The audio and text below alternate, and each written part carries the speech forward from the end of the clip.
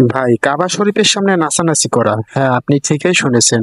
সম্প্রতি সোশ্যাল মিডিয়ায় এই মহিলাটির কাবা শরীফের সামনে নাচানাচি করা এই ভিডিওটা তুমুল পরিমাণে ভাইরাল হয়েছে।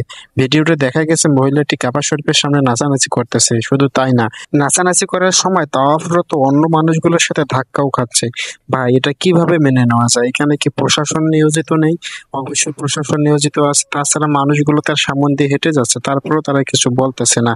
আবার সেই নাচানাচি করা ভিডিও রেকর্ড করে সোশ্যাল মিডিয়ায় শেয়ার করা, এটা কিভাবে মেনে নেওয়া যায়? ভাই, যে কাবা শরীফের দিকে তাকালে জীবনের গুনাহগুলো মাফ হয়ে যায়, সেই কাবা শরীফের সামনে এভাবে নাচানাচি করা, অশ্লীলতা কিভাবে শোভা পায়?